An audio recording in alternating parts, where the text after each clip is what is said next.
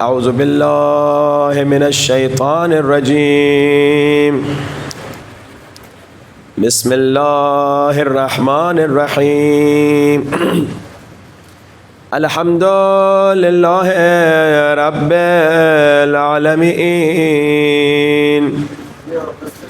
الحمد للہ کما ہوا اہل والصلاة والسلام على أشرف الأنبياء والمرسلين وخاتم النبيين أبي القاسم محمد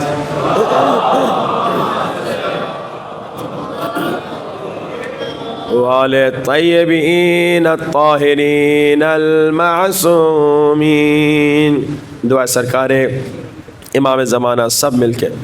الہی اعظم البلاء وبرح الخفاء وانكشف الغطاء وانقطع الرجاء وزاقت الأرض ومنعت السماء وأنت المستعان وإليك المشتكى وعليك المعول في الشدة والرخاء. اللهم صل على محمد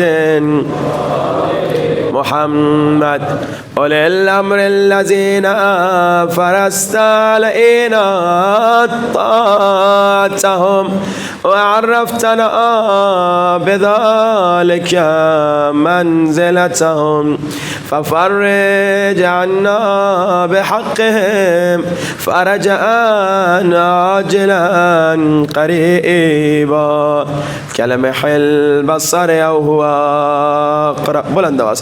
يا محمد يا علي يا علي يا محمد يا علي يا علي اكفياني فإنكما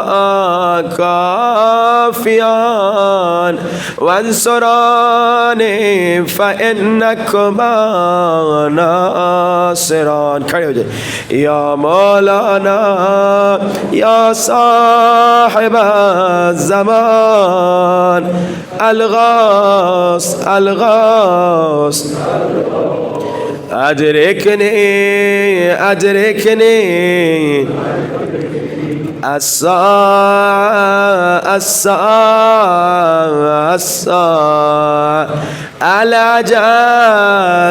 الأجل يا أرحم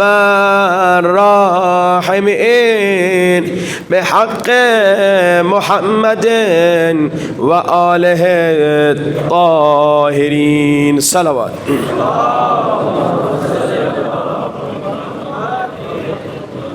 أما بعد فقد قال الله تبارك وتعالى في كتابه المجيد الذين يتبعون الرسول النبي الأمي الذي يجدونه مكتوبا عندهم في التوراة والإنجيل. بلند ترین صلوات.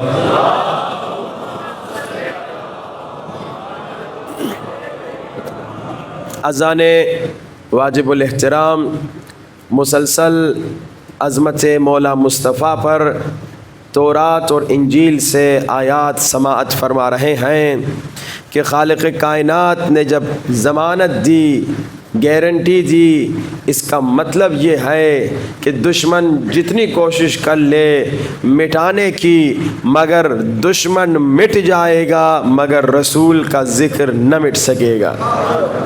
رسول کے متعلق انجیل سے آپ نے سنا، حضرت عیسیٰ نے کہا تمہارے لیے خیر ہے کہ میں چلا جاؤں تاکہ مشکل کشا آئے، مشکل کشا ورلڈ کے لیے ہے۔ ہم نے کہا قرآن میں بھی یہی آیت ہے، وما ارسلناک الا رحمتا للعالمین۔ مشکل کشا کی صفت یہ ہے کہ وہ اپنی طرف سے کچھ نہیں کہتا۔ ہم نے کہا قرآن میں بھی یہی آیت ہے، وما ینطق عن الہوی ان هو الا وحی یوحی۔ پھر تورات کی طرف بڑھے، تورات میں ڈیوٹرونومی 18 میں اللہ نے موسیٰ پہ وحی نازل کی کہ موسیٰ ایک نبی تیرے بعد آئے گا جو تیرے مثل ہوگا، اور وہ بھی اپنی طرف سے کچھ نہیں کہے گا، وہی کہے گا جو وہی کہے گی۔ اب اور آگے بڑھتے ہیں، مولا علی علیہ السلام کا ذکر انجیل سے آج آپ کی خدمت میں پیش کرنا چاہتا ہوں۔ انجیل میتھیو 27، متی کی انجیل اور چیپٹر 27، یہاں پر حضرت عیسیٰ کا ذکر ہے کہ حضرت عیسیٰ ان عیسائیوں کے مطابق، ہمارا تو عقیدہ یہ ہے عیسیٰ زندہ ہے، چوتھے آسمان پر ہے، مگر بعض عیسائیوں کا عقیدہ ہے انہیں پھانسی دے دی گئی، تو ان عیسائیوں کے عقیدے کے مطابق انجیل میں آیت ہے میتھیو 27، آیت تقریباً 45 کے بعد کے قریب حضرت عیسیٰ it was about 3 o'clock when Jesus cried with loud shout، 3 بجے کا ٹائم تھا، بعض انجیلوں میں ہے 9 بجے کا ٹائم تھا، جب عیسیٰ نے چیخ کر بلند آواز سے ایک مشکل کشا کو بلایا، اس مشکل کشا کا نام بتایا، ایلی ایلی لما شبقتنی، اے ایلی میری مدد کو آ جا۔ اب یہاں پر ایلی ہم کہتے ہیں مولا علی ہیں، لیکن عیسائیوں نے انگریزی بائبلوں میں ترجمہ کیا ہے، انہوں نے کہا ایلی سے مراد خدا ہے، کہتے ہیں ایلی سے مراد او مائی گاڈ۔ ابھی آپ اگر بائبل اٹھائیں گے انگریزی، سامنے بریکٹس میں ترجمہ لکھا ہوا ہے، ایلی ایلی لما شبقتنی کے سامنے اے میرے اللہ، او مائی گاڈ وائی ڈڈ یو لیو می، اے میرے اللہ تو نے مجھے کیوں چھوڑ دیا۔ لیکن ایلی کون ہے؟ وہی اسی چیپٹر میتھیو 27 میں آیتیں موجود ہیں، آج بھی آپ پڑھ سکتے ہیں۔ جو لوگ وہاں کھڑے ہوئے تھے، عیسیٰ کا قتل دیکھنے آئے تھے، ان کے مطابق عیسیٰ کی پھانسی دیکھنے آئے تھے، وہ کہتے ہیں لیٹ اس سی، انتظار کرو، بیٹھو، کھڑے رہو، دیکھو، ول ایلیا کم ٹو ہیلپ ہیم۔ یہاں حضرت عیسیٰ نے کیا کہا؟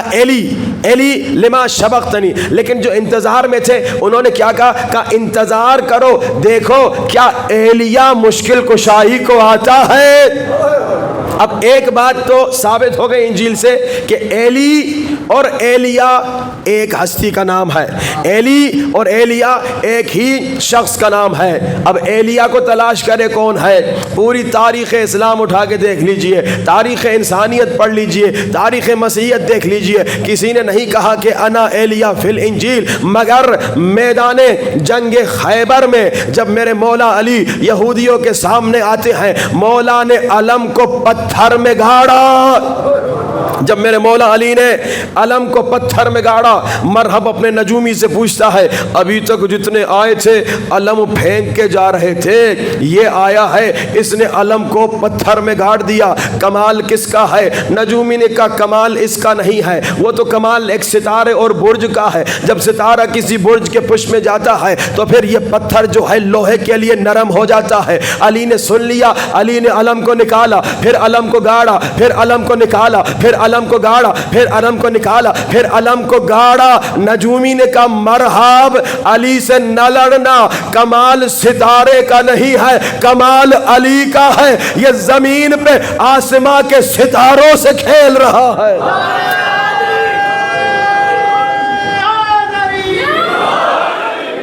کمال ستارے برج کا نہیں۔ اب یہاں پہ میرے مولا علی نے جب علم کو پتھر میں گاڑا تو مولا علی نے کہا اعرفونی ایھا الیہود، اے یہودیوں مجھے پہچانو، انا ایلیا فی الانجیل، تمہاری کتاب میں میرا نام ایلیا ہے۔ ایک اور تاریخ کا واقعہ ملتا ہے، میرے مولا علی کہیں سے گزر رہے تھے، راستے میں دریا آ گیا۔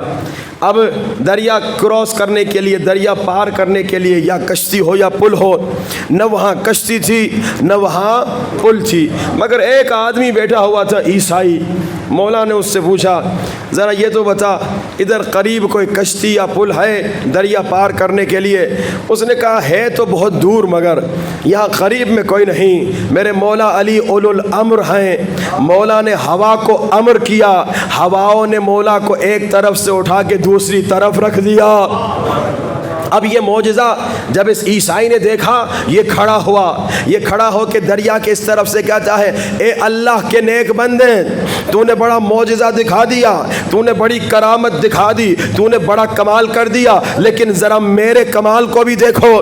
اب یہ دریا کے سامنے کھڑا ہوتا ہے، کچھ پڑھتا ہے، پڑھنے کے بعد دریا پہ ویسے چلتا ہے جیسے ہم زمین پہ چلتے ہیں، اور دریا پہ چل کے مولا علی کے پاس آتا ہے، بڑا خوش ہوتا ہے، بڑا خوش ہوتا ہے کہ دیکھا تم نے بھی کمال دکھایا، مولا کو جانتا نہیں تھا، اے اللہ کے نیک بندے تم نے بھی کمال دکھایا، لیکن دیکھا میں نے بھی کمال دکھایا۔ مولا علی مسکرا کے پوچھتے ہیں یہ جو کمال تم نے دکھایا، اس کمال کو دکھانے سے پہلے میں نے دیکھا دریا کے کنارے تو کھڑا تھا اور تیرے ہونٹ ہل رہے تھے اور تو کچھ دعا پڑھ رہا تھا، وہ کون سی دعا تھی، وہ کون سا ذکر تھا؟ یہ عیسائی راہب عابد کہتا ہے یہ بڑا عظیم ذکر ہے، ہماری کتاب میں ایک نام ہے، مشکل کشا کا نام ہے، مددگار کا نام ہے، جس نے آدم کی مدد کی، جس نے نوح کی مدد کی، جس نے ابراہیم کی مدد کی۔ میرے مولا علی نے پوچھا اس مددگار کا نام کیا ہے؟ تو کیا نام پڑھ کے چلنے لگا؟ کہا میں نے کہا یا ایلیا مدد، یا ایلیا مدد، یا ایلیا مدد۔ مولا نے کہا کیا ایلیا سے ملا ہے کبھی؟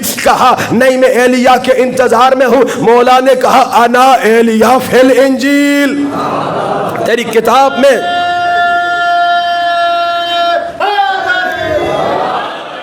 تمہاری انجیل میں میرا نام ہے ایلیا، میں وہی ایلیا ہوں جس کا نام لے کر تو دریا پہ چل رہا ہے۔ بس عزیزان محترم، بہت زیادہ فضائل و ذکر اہل بیت ہے تورات میں، انجیل میں نے کہا ہم اپنے مذہب کو تورات انجیل سے ثابت کر سکتے ہیں، لیکن ہم بہت سست ہیں، ہم بہت دور ہیں، ہم نہ تبلیغ کرتے ہیں، ہم نہ دین کو پہنچاتے ہیں، نہ دین کا میسج کہیں اور کسی اور تک پہنچاتے، الٹا ہم خود بھی کمزور پڑ گئے ہیں، ہم خود بھی اپنے عقائد میں کمزور کبھی پڑ جاتے ہیں، ہم خود بھی اپنے اخلاق میں کبھی کمزور پڑ جاتے ہیں، جو کہ آپ نے سنا دشمن کی سازش ہے مسلمانوں کا عقیدہ کمزور کرو اور ان کا اخلاق بھی کمزور کرو۔ جب ہم اپنے بچوں کا عقیدہ مضبوط کریں گے اور اخلاق مضبوط کریں گے تو کیا ہوگا؟ ہمارے بچے کبھی پھسلیں گے نہیں۔ ایک تو پانی پہ پھسلنا ہے، برف پہ پھسلنا، ایک ہے گمراہ ہو جانا، اسے بھی پھسلنا کہتے ہیں۔ کسی نے کوئی بات کہہ دی، ہمارا بچہ غلط رستے پہ چڑھ جاتا ہے، کیوں؟ کیونکہ اس کا عقیدہ کمزور ہے۔ ایک واقعہ سناؤں آپ کو، کینیڈا کا واقعہ ہے۔ ایک باپ تھا، اس نے اپنی بیٹی کو کہا بیٹی تمہیں حجاب کرنا ہے۔ جب وہ بالغ نہیں تھی، اسکول جاتی تھی، بے حجاب جاتی تھی، لیکن جب سے وہ بالغ ہوئی باپ نے کہا تم مسلمان ہے، اب تو نے حجاب کرنا ہے، تو بالغ ہو گئی ہے۔ اب اس نے کہا بابا آپ کا حکم مانتی ہوں اور میں حجاب کرتی ہوں، اور وہ حجاب کے ساتھ اسکول گئی۔ اب جب پہلے دن اسکول گئی تو کیا ہوا؟ ساری بچیوں نے مذاق اڑایا۔ کینیڈا کا واقعہ ہے، پرانے زمانے کا واقعہ ہے۔ اس زمانے میں اتنے مسلمان بھی نہیں ہوتے تھے کہ یہ حجاب اور اسکارف ایک نارمل چیز نظر آئے۔ ایک تو بچیاں حیران ہو گئی، دوسرا مذاق کرنے لگی یہ تو کیا پہن کے آئی ہے؟ اب بچی بیچاری پریشان واپس گھر آئی، بابا آپ نے کہا حجاب کرو، میں نے حجاب کیا مگر سب نے مذاق اڑایا، اب میں کل سے حجاب پہن کر نہیں جاؤں گی۔ اب ہمارا یہی حال نہیں ہوتا، بچے بیچارے جاتے ہیں، کوئی نیک عمل کرتے ہیں، کسی نے مذاق اڑا دیا، بچہ پھسل جاتا ہے، کہتے ہیں بس یہ کام میں نہیں کروں گا۔ کالج میں بچہ گیا، کسی گمراہ نے کوئی بات کہہ دی، بچہ گمراہ ہو جاتا ہے۔ یونیورسٹی میں بچہ گیا، کسی نے کوئی غلط بات کہہ دی، بچی گمراہ ہو جاتا ہے۔ مگر اگر ماں باپ اپنے بچوں کو دلیل دیں، مضبوط دلیل، تو بچہ خود گمراہ نہیں ہوگا بلکہ دوسروں کو بھی ہدایت دے گا۔ اب باپ نے کہا بیٹا تمہاری مرضی، لیکن میں تمہیں ایک دلیل سکھاتا ہوں، اس دلیل کے ساتھ کل بات کرنا، پھر دیکھنا کیا تمہیں نتیجہ ملتا ہے۔ اب بچی جاتی ہے اسکول، دوسرا دن پھر بچیاں مذاق کر رہی ہیں، یہ کیا پہن کے آئی ہو، یہ کیا نیا لباس ہے۔ اب باپ نے اسے دلیل سکھائی ہوئی تھی، اب یہ کہتی ہے تم نے کل بھی مذاق کیا، آج بھی مذاق کر رہی ہو، لیکن ایک سوال میں تم سے پوچھنا چاہتی ہوں، اس کا پہلے جواب دو، پھر جتنا جی چاہے مذاق کرو۔ اب باپ نے دلیل سکھائی تھی، اسے کانفیڈنس تھا، اسے یقین تھا کہ اس کی دلیل مضبوط ہے۔ آ کر کہتی ہے دیکھو تم ہو عیسائی، میں ہوں مسلمان، تم میرے لباس کا مذاق کر رہی ہو، لیکن تم سب حضرت مریم کو مانتی ہو۔ ابھی ہمارے اسکول میں جو حضرت مریم کی تصویر لگی ہوئی ہے، وہ تصویر کا لباس میرے لباس جیسا ہے یا تیرے لباس جیسا؟ اب حضرت عیسیٰ کی والدہ حضرت مریم کا جو اسٹیچو بنتا ہے یا جو تصویر بنتی ہے اس میں ہمیشہ حجاب کے ساتھ ہوتا تھا پہلے، ہمیشہ، آج بھی اکثر حجاب کے ساتھ بناتے ہیں۔ اب ساری لڑکیاں اس تصویر کی طرف، اس اسٹیچو کی طرف دیکھنے لگیں جو حضرت مریم کا ان کے اسکول میں تھا، اور وہ چپ ہو گئیں، کیونکہ اس مسلمان شیعہ بچی کا لباس حضرت مریم سے زیادہ ملتا تھا۔ اب کیا ہوا؟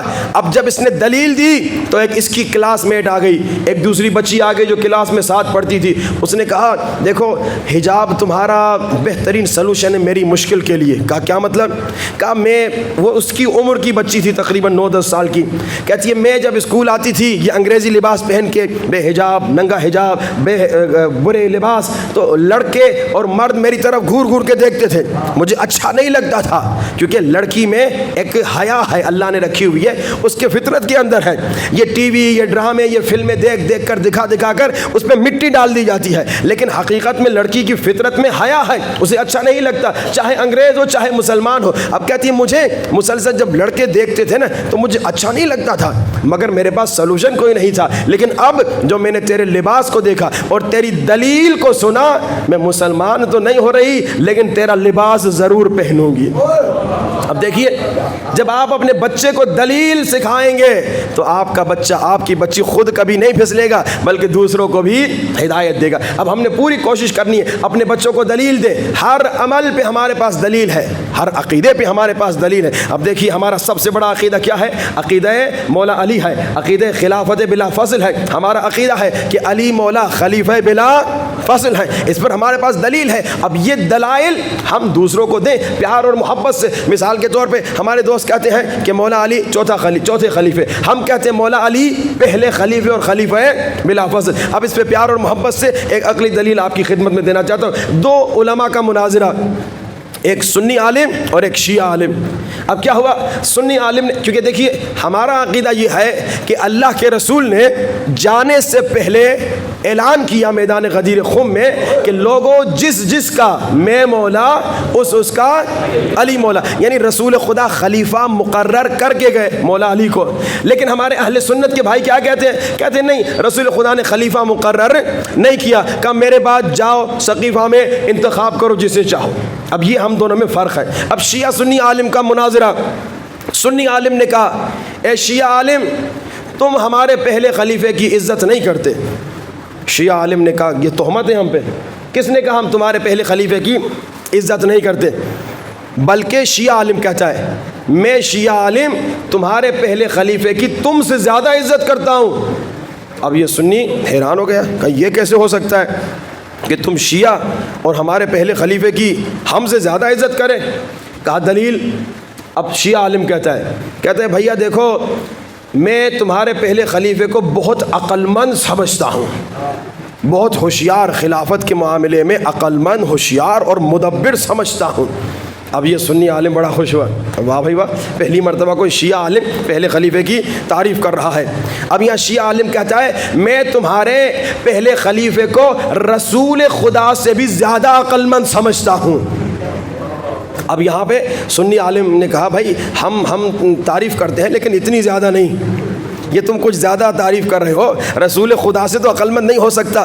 اب شیعہ عالم کہتا ہے بھائی تمہارے پہلے خلیفے کو اتنی عقل تھی کہ جانے سے پہلے اپنا جانشین مقرر کر دے، تمہارے پہلے خلیفے کو اتنی عقل تھی کہ جانے سے پہلے اپنا پہلا خلیفہ مقرر کر دے، اپنے بعد کا خلیفہ مقرر کر دے، لیکن تمہارے بقول رسول خدا نے جانے سے پہلے کوئی جانشین مقرر نہیں کیا۔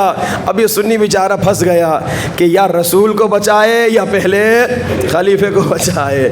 آئیے پیار اور محبت سے عقلی دلائل سے گفتگو کرے، لیکن ہمارا حال یہ ہے پاکستان میں تعصب بہت زیادہ ہے، اگر کسی کے ساتھ پیار اور محبت سے بھی گفتگو کی جائے تو لوگ ناراض ہو جاتے ہیں۔ لیکن اگر اللہ نے ہمیں حیوان نہیں بنایا، اللہ نے ہمیں انسان بنایا ہے، تو انسان کو اللہ نے عقل دی ہے۔ میں نے پہلے دن کہا تھا عقل زنگ لگانے کے لیے نہیں دی، عقل استعمال کرنے۔ ذرا سوچو کہ بھائی پہلا خلیفہ زیادہ عقل مند، یعنی اس کی عقل نبی سے زیادہ ہوئی، کیونکہ اس کو اتنی عقل ہے کہ میرے بعد جانشین ہونا چاہیے، مگر تمہارے بقول رسول کو اتنی عقل نعوذ باللہ نہیں کہ وہ یہ سوچے کہ میرے بعد جانشین ہونا چاہیے، کوئی نہ کوئی تو ہو۔ یہ کیسے ہو سکتا ہے؟ رسول خدا اتنی خدمت کریں، اتنی دین کی، اتنا دین اور اسلام پھیلائے، اور کہ میں جا رہا ہوں، تم اپنی مرضی سے جسے چاہو انتخاب کرو۔ بھائی یہ کام تو آج چھوٹا سا معمولی دکاندار بھی نہیں کرتا۔ دکاندار جب اپنی دکان سے نکلتا ہے، یا دکان کو بند کر کے نکلتا ہے، یا کسی اپنے کو دکان پہ چھوڑ کے جاتا ہے کہ جب تک میں نہیں ہوں تو دکان کا خیال رکھنا۔ بس عزیزان محترم، آئیے دلائل اپنے بچوں کو سکھائیے۔ ہمارے بچوں کے پاس عظیم خزانہ ہے، عظیم سرمایہ ہے، لیکن ہم اس سے جاہل ہیں، ہم اس سے غافل ہیں۔ ہمارے بچے اسی لیے کبھی کبھار غلط رستوں پہ چڑھ جاتے ہیں۔ اور دوسرا خطرہ کیا ہے؟ دشمن کا حملہ، کہ اخلاق مسلمانوں کا بگاڑ دو۔ جب اخلاق بگڑ جائے گا تو بس پھر کیا رہے گا؟ یہاں سے عقائد بگڑ جائیں، وہاں سے اخلاق بگڑ جائے تو مسلمان کا پھر اور رہا کیا؟ عقائد ہے جو مسلمان کو طاقت دیتا ہے، اخلاق ہے جو مسلمان کو سپر پاور بناتا ہے۔ اور اخلاقی بیماریوں پہ ہم گفتگو کر رہے ہیں کہ یہ اخلاقی بیماریاں ہمیں امام زمانہ سے دور کر رہی ہیں۔ ان اخلاقی بیماریوں میں ایک بیماری کیا تھی؟ غیبت۔ لوگوں غیبت نہ کرو، یہ بڑی خطرناک بیماری ہے، تمہارے اعمال تباہ کر دے گی۔ دوسری خطرناک اخلاقی بیماری ریاکاری۔ ریاکاری بڑی خطرناک بیماری ہے کہ اللہ کے رسول گریہ کر رہے تھے۔ اصحاب نے پوچھا یا رسول خدا گریہ کا سبب؟ اللہ کے رسول نے فرمایا آخر زمان کے لوگ، بعض لوگ میرے بعد شرک میں مبتلا ہوں گے۔ تو اصحاب نے کہا یا رسول خدا کیا وہ بت پرستی شروع کریں گے؟ فرمایا بت پرستی شروع نہیں کریں گے، وہ اپنے اعمال میں لوگوں کو شریک کریں گے۔ نماز پڑھیں گے لیکن اللہ کے لیے نہیں، لوگوں کی تعریف لینے کے لیے۔ روزہ رکھیں گے اللہ کے لیے نہیں مگر لوگوں کی واہ واہ کے لیے۔ مجلس پڑھیں گے اللہ کے لیے نہیں لیکن لوگ واہ واہ کریں اس لیے۔ یہ ہمارا حال نہیں ہوا آج؟ ہم کتنے اعمال کر رہے ہوتے ہیں لیکن ہمارے ذہن میں لوگ چل رہے ہوتے ہیں۔ میں نے ایک جملہ کہا تھا، لوگ اکثر کہتے ہیں لوگ کیا کہیں گے، بیٹا یہ کام نہ کرنا لوگ کیا کہیں گے، بیٹا یہ کام نہ کرنا لوگ کیا سوچیں گے۔ کبھی ہم یہ نہیں کہتے بچوں کو بیٹا یہ کام نہ کر خدا کیا کہے گا۔ اب سنیے ریاکاری کتنا خطرناک وائرس ہے، کتنی خطرناک بیماری ہے۔ اللہ کے رسول فرماتے ہیں اللہ نے 7 آسمان بنانے سے پہلے 7 دربان ان آسمانوں کے لیے بنائے، 7 فرشتے بنائے جو ان 7 آسمانوں کے دربان بنے۔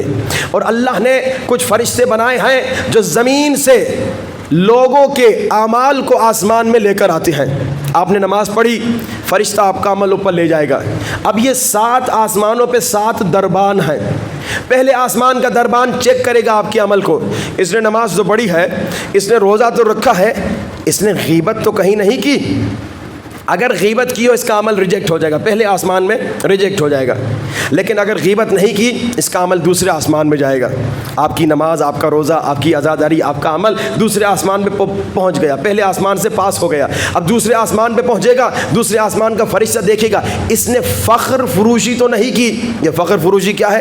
یہ تکبر کا فیملی ممبر ہے، اس کا رشتہ دار ہے۔ بھائی ہمارے پاس تو ہیول گاڑی ہے، بھائی وہ فلاں آدمی تو میران چلاتا ہے، ہمارے پاس تو ماشاءاللہ بحریہ میں ایک گھر ہے، ایک ڈیفینس میں گھر ہے، ہمارے پاس تو اتنے بچے ہیں، ہمارا خاندان اتنا بڑا ہے، فخر کرتے ہیں اور دوسروں کے سامنے فخر فروشی کرتے ہیں۔ اب اگر یہ آپ میں بیماری نہیں تھی، آپ کا عمل پاس ہوگا تیسرے آسمان میں۔ اب تیسرے آسمان میں وہاں کا فرشتہ دربان دیکھے گا اس انسان میں تکبر ہے یا نہیں۔ تکبر یعنی کیا؟ میں اس سے بہتر، میں سید ہوں میں اس سے بہتر، میں عالم ہوں میں اس سے بہتر، میں بڑا ہوں میں اس سے بہتر، میں جنرل ہوں میں اس سے بہتر، میں فلاں آفیسر ہوں میں اس سے بہتر، میں حسین ہوں میں اس سے بہتر، میں فلاں ہوں میں اس سے بہتر۔ شیطان نے یہی کہا تھا میں آگ سے بنا ہوا مٹی سے بنا ہے، میں اس سے بہتر۔ اب اگر آپ کے عمل میں تکبر تھا آپ کا عمل وہاں تیسرے آسمان میں ریجیکٹ ہو جائے گا۔ اب دیکھیے آپ کا عمل بڑھتا جا رہا ہے، لیکن اگر آپ کے عمل میں تکبر نہیں تھا آپ کا عمل اور بڑھے گا۔ اب چوتھے آسمان پہ پہنچے گا، چوتھے آسمان کا دربار دیکھے گا اس کے عمل میں عجب ہے یا نہیں۔ عجب تکبر کا سمجھے چھوٹا بھائی ہے، چھوٹی بہن ہے۔ اب عجب کیا ہے؟ عجب یعنی خود پہ ناز کرنا،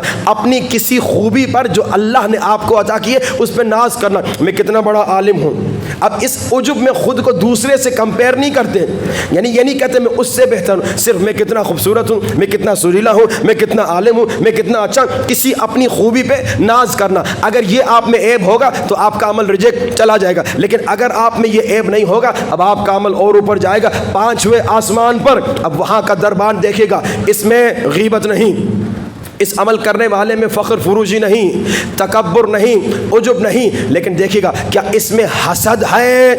اگر حسد یعنی جلتا ہے، حسد یعنی جلتا ہے، اچھا اس کو یہ چیز مل گئی مجھے نہیں ملی، تو تو بھی تو محنت کر، کس نے تمہیں کہا محنت نہ کرو، تو محنت کر، تو بھی آگے بڑھ، لیکن یہ حسد بڑا خطرناک ہوتا ہے۔ اب اگر اس میں حسد ہوگا اس کا عمل ریجیکٹ۔ اچھا اب اگر حسد نہیں ہوگا یہ عمل اس کا 6 آسمان پہ جائے گا، اس میں غیبت نہیں تھی، اس میں فخر فروشی نہیں تھی، اس میں تکبر نہیں تھا، اس میں عجب نہیں تھا، اس میں حسد نہیں، یعنی اتنا نیک انسان، نمازی بھی، روزے دار بھی۔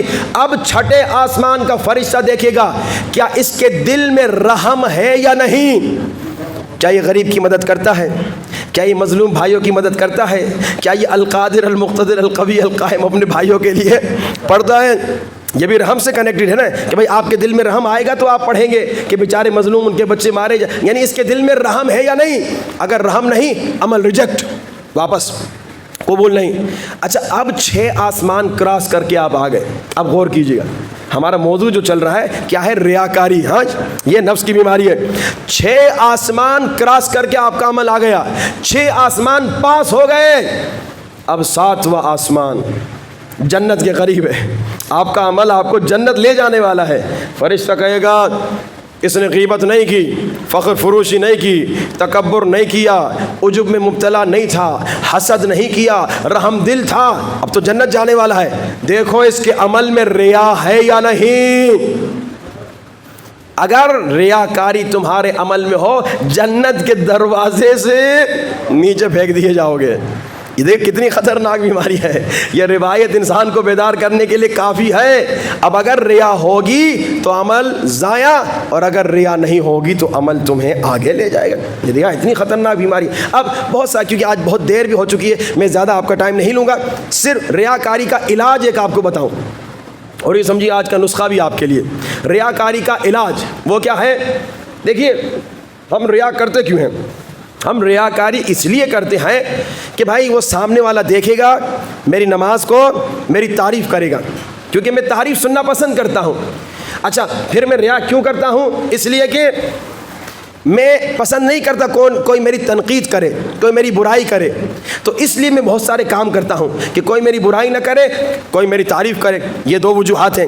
اور دوسرا میں کیوں ریا کرتا ہوں؟ کسی لالچ میں، کسی فائدے کی لالچ میں، جب میں مثال کے طور پہ اتنا اچھا بنا رہوں گا تو مجھے فلاں چیز ملے گی، مجھے فلاں چیز ملے گی، اب اس لالچ میں۔ یعنی ہم ریا کرتے اس لیے ہیں کہ ہم سمجھتے ہیں ریاکاری سے ہمیں فائدہ ملے گا، لیکن فائدہ تو اللہ دیتا ہے، فائدہ تو بندہ نہیں دیتا۔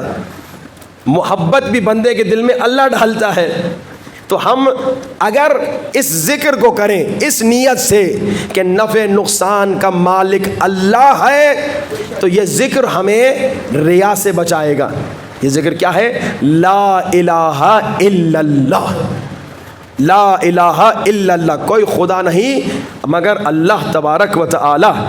یہ بندہ جس کے لیے میں ریاکاری کر رہا ہوں یہ خدا نہیں، یہ مجھے نفع دینے والا نہیں، یہ مجھے نقصان سے بچانے والا نہیں، نفع دینے والا خدا، نقصان سے بچانے والا خدا۔ اور لا الہ الا اللہ آج کا آپ کا نسخہ۔ لا الہ الا اللہ کا فائدہ سنیے۔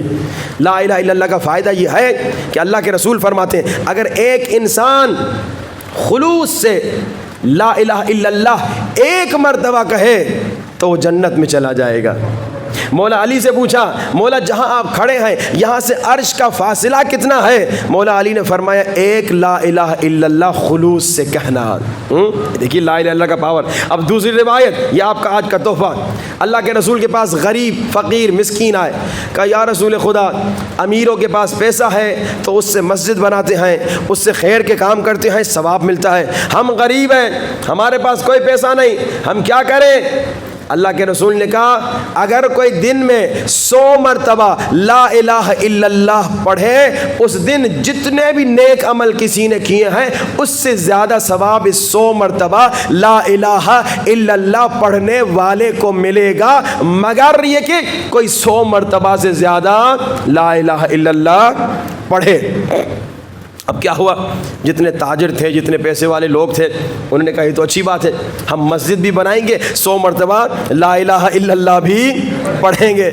اب پھر فقیر آ گئے، یا رسول خدا وہ مسجد بنا کر بھی ثواب کما رہے ہیں اور ہم صرف لا الہ الا اللہ پڑھ کے ثواب کما رہے ہیں، تو ان کو ڈبل ثواب مل رہا ہے۔ تو اللہ کے رسول نے کہا کہ اللہ جسے چاہے جو عطا کرے۔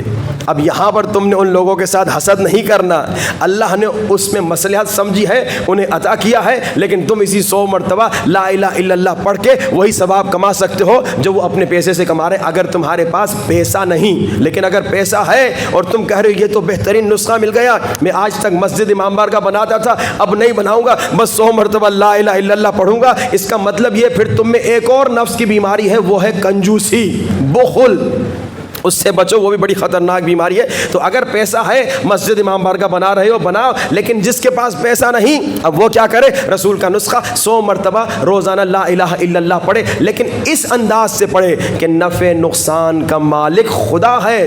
طوطے کی طرح نہ کہ لا الہ الا اللہ لا الہ الا اللہ، نہیں، لا الہ الا اللہ پڑھتے ہوئے ذہن میں سوچے کہ یہ بندہ جس کے لیے میں شوشہ کر رہا ہوں یہ الہ نہیں، یہ خدا نہیں، یہ میرے نفع نقصان کا مالک نہیں، نفع نقصان کا مالک خدا ہے۔ آئیے انشاءاللہ گریہ کریں، اور یہ دن گریہ کے ہیں، یہ دن تبدیل ہونے کے ہیں۔ اگر ان دنوں میں ہم تبدیل نہ ہوں تو پھر کب تبدیل ہوں گے؟ اور اہل بیت سے قریب ہونے کا بہترین نسخہ، امام زمانہ سے قریب ہونے کا سب سے اچھا اور آسان نسخہ کیا ہے؟ گریہ بر امام حسین علیہ السلام۔ آئیے گریہ کریں، بلند آواز سے گریہ کریں، گھٹ گھٹ کے گریہ نہ کریں۔ امام مسلسل کہتے ہیں لوگوں وَلْيَصْرُخِ الصَّارِخُونَ، میرے دادا حسین کے غم میں چیخ چیخ کے رویا کرو، گھٹ گھٹ کے نہ رویا کرو، بلند آواز سے رویا کرو، سینے پہ ہاتھ رکھو، آنکھوں کو بند کرو، تصور کرو مولا عباس کے حرم میں ہو اور بلند آواز سے سلام کرو، السلام علی الحسین وعلی علی ابن وعلی اولاد الحسین وعلی اصحاب۔ میرا سلام اس وفادار پہ جو پانی تک آ گیا مگر اس نے پانی نہیں پیا۔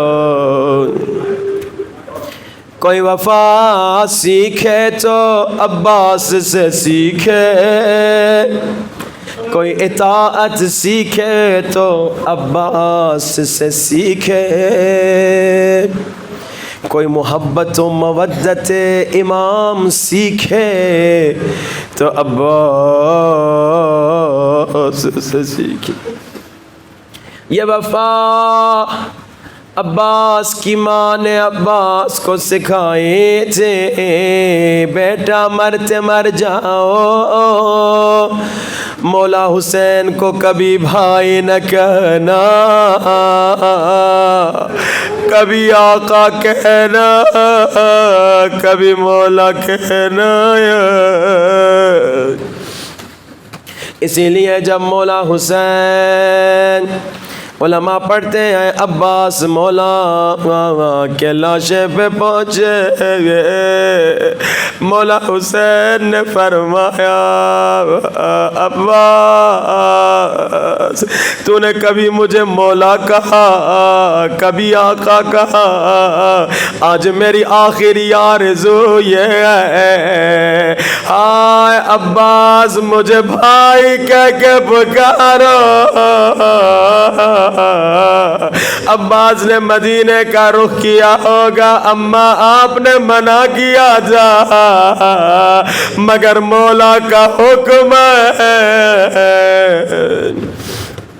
عزادارو عجب نہیں، مولا عباس کی ماں بی بی ام المنیر رو رو کے کہتی ہوں گے عباس میرے بیٹے مجھے یقین نہیں آتا تیرے بازو کٹے ہوں گے، مگر عباس جب سنتی ہوں سکینہ کو تماچے لگے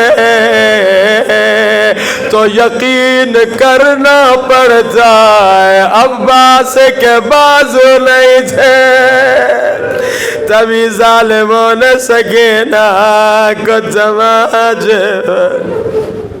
عزادارو کوئی گھٹ گھٹ کے نہ روئے، بلند آواز سے رو بی بی ام البنین کا بین، عجب نہیں بی بی ام البنین رو کے کہتی ہوگی عباس مجھے یقین نہیں آتا تیرے بازو کٹے ہوگے، مگر عباس جب سنتی ہو اور زینب کے سر سے ہے چادر چھینی گئے، ہائے یقین کرتی عباس تیرے بازو سلامت نہیں تھے۔ عزاداروں ایک ذاکر تھا، اکثر حضرت عباس کے مصائب پڑھتا تھا، اتنے مصائب مولا عباس کے اس نے پڑھے کہ لوگ اسے عباس کا ذاکر کہنے لگے۔ ایک مرتبہ اسے خواب میں حضرت عباس کی زیارت ہوتی ہے، حضرت عباس فرماتے تم نے ابھی میرا ایک مصائب نہیں پڑھا۔ یہ ذاکر کہتا ہے مولا جو مصائب میں نے کتابوں میں پڑھے مقتل میں دیکھے وہ سارے پڑھ دیے، یہ مولا میں پڑھتا ہوں جب آپ پانی لے کے خیموں کی طرف جا رہے تھے ظالموں نے آپ کا ایک بازو کاٹ دیا، مگر آپ نے مشکیزے کو گرنے نہیں دیا، آپ نے دوسرے ہاتھوں میں مشکیزہ اٹھایا، ظالموں نے دوسرا بازو کاٹا، آپ نے دانتوں سے مشکیزے کو پکڑا۔ مولا کیا یہ آپ کے مصائب نہیں؟ مولا نے کہا یہ میری مصیبت ہے، لیکن ابھی تو نے وہ مصیبت نہیں پڑھی۔ اللہ اکبر، ذاکر کہتا ہے مولا تو پھر آپ خود بتائیے وہ آپ کی مصیبت کون سی ہے جو اب تک میں نے نہیں پڑھی؟ عزادارو مولا فرماتے ہیں ذاکر عاشور کے دن کربلا میں جب سوار گھوڑے سے زمین پہ گرتا تھا اپنے ہاتھوں کے سہارے خود کو بچاتا تھا، مگر میں کربلا کا واحد شہید جب گھوڑے سے زمین پہ گرا میرے بازو سلامت نہیں تھے، میں منہ کے بال زمین پہ گرا۔ عزادارو ہاتھ جوڑ کے مولا عباس سے ایک جملہ کہنا چاہتا ہوں اور زحمت تمام۔ مولا عباس یہ سچ ہے عاشور کے دن کوئی شہید آپ کی طرح گھوڑے سے زمین پہ نہیں آیا، لیکن قدیمی مومنوں 11 محرم کو زینب اونٹ سے ایسے گری جیسے عباس گھوڑے سے گرے۔ قدیمی مومن سمجھ گئے، مگر کوئی بچہ اگر پوچھے عباس کے تو بازو کٹے ہوئے تھے، زینب کے تو بازو سلامت تھے، میں جواب نہیں دوں گا۔ امام زمانہ زیارت ناحیہ میں فرماتے ہیں میرا سلام میری ان پھپھیوں پہ اور جن کے ہاتھ گردن کے پیچھے بندھے تھے، زینب کے ہاتھ گردن کے پیچھے بندھے، زینب عباس کی طرح منہ کے بال زمین پہ گری۔ دعا کی قبولیت کا وقت ہے، روتی ہوئی آنکھوں سے دعا کرو۔ یا صاحب الزمان مولا مولا جلدی آ، یا صاحب الزمان مولا مولا جلدی آ۔ سب مل کے یا صاحب الزمان مولا مولا جلدی آ، یا صاحب الزمان مولا مولا جلدی آ۔ ہاتھوں کو بلند، سب اپنے ہاتھوں کو بلند کریں۔ خدایا ہمارے گنہگار ہاتھوں کو نہ دیکھ، تجھے بی بی زینب کے زخمی ہاتھوں کا امام زمانہ کا جل ظہور فرما۔ اللہم اجل ولیک الفرج، اللہم اجل ولی۔ خدایا امام زمانہ کا جل ظہور فرما، خدایا ہمیں امام زمانہ کی محبت مودت اطاعت زیارت نصیب فرما۔ خدایا ہم سب کو کربلا مولا حسین کی زیارت نصیب فرما۔ خدایا جو بیمار ہیں انہیں شفا نصیب فرما، جو بے اولاد ہیں انہیں اولاد نصیب فرما، جنہیں اولاد عطا کی ہے ان کے بچوں کو امام زمانہ کے لیے قاسم و علی اکبر و عباس کی طرح وفادار و مطیع و فرما بردار بنا۔ اپنے مرحومین کے لیے، ہمارے مرحومین کے لیے، بانیان مجلس کے مرحومین کے لیے سورۃ الفاتحہ۔